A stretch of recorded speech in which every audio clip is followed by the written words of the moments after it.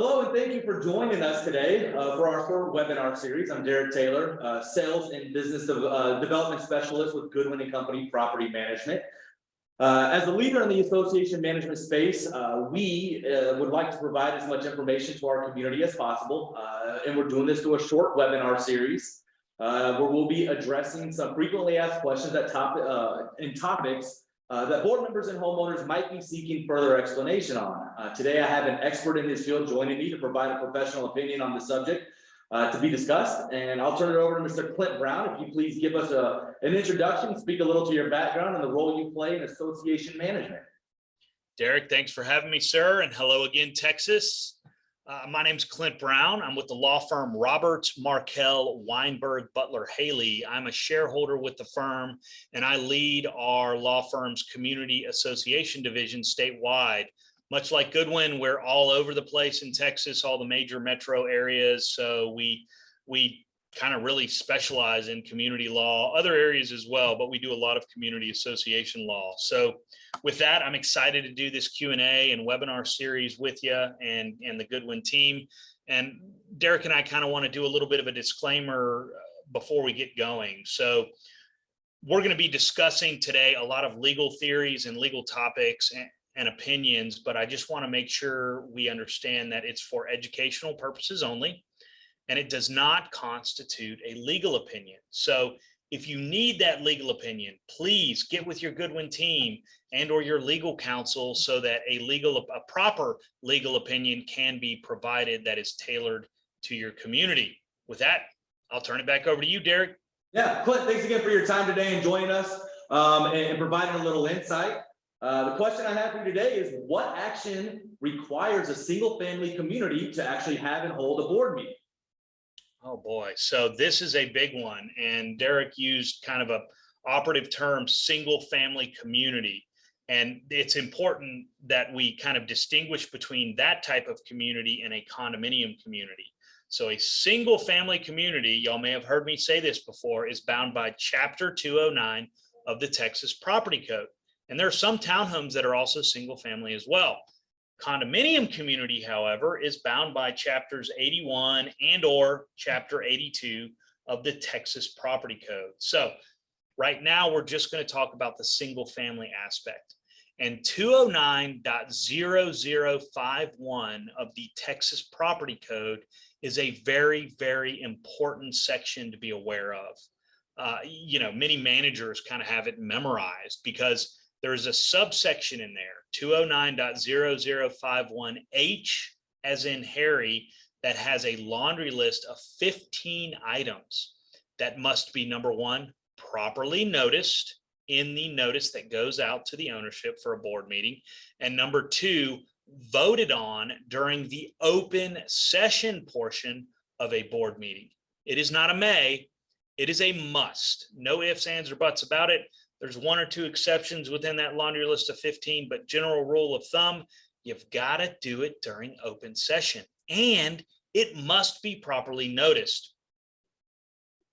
So, Derek, this is kind of one of those things where you can start with a good laundry list in y'all's agendas. I think Goodwin does this very well, but having a good baseline agenda to go off of for single family communities, I mean, y'all regularly practice that, right?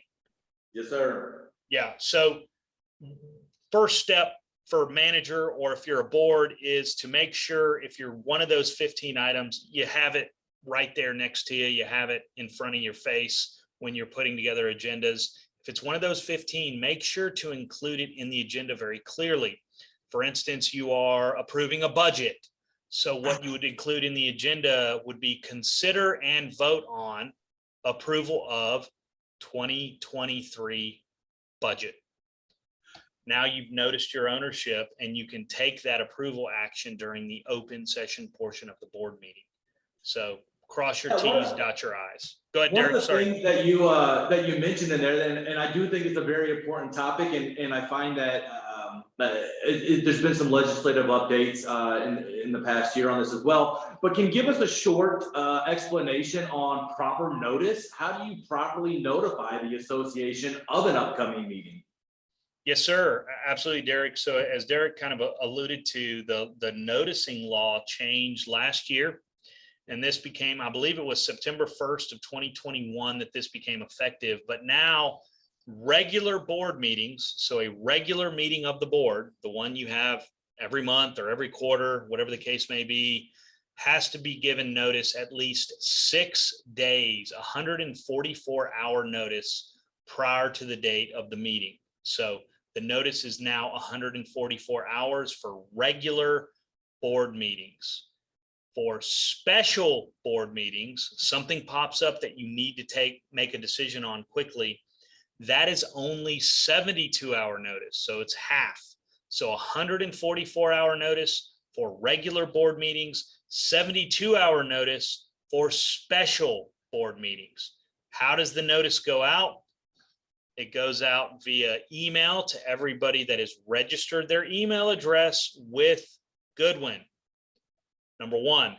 Number two, it's got to be either, this is either or, either posted on the website for the association or physically posted in the common area or an area that people will regularly see. Either or for those. So either on the website or in the common area physically. Are there any requirements on USPS mail, certified mail, anything above and beyond posting online in the community and electronically email delivery? Yes, sir. So you can notify owners of board meetings via snail mail or regular mail. It doesn't have to be certified. So it's snail mail. And I believe the requirement is 10-day notice. So 10 days prior to the date of the board meeting. Why didn't I mention that? Because I don't recommend using it. In my years practicing, I've only had maybe 3 communities who still do the snail mail board meeting notice, mainly because it's just cost prohibitive. If you're dealing with a really, really small community, then maybe you can pull it off. But a lot of the larger communities, it just doesn't make financial sense. Yeah, we agree. And people tend to move around a lot or own multiple properties. And so we do agree with you that USPS mail is not always the best way to try to contact somebody. Clint, I appreciate your time today. Talking a little bit about when we need to hold a board meeting, why we need to, how to properly notify the community of it, and the timeframes around that. So I definitely appreciate you giving us a little bit of insight to make sure that both our customers and our property managers are doing the correct thing, especially when we get around annual meetings, and we all know the importance of those. So definitely appreciate your time and speaking on the matter with me. Derek, you're very welcome, sir. And thank you again for having me. All right, appreciate it, Clint. Bye, everybody.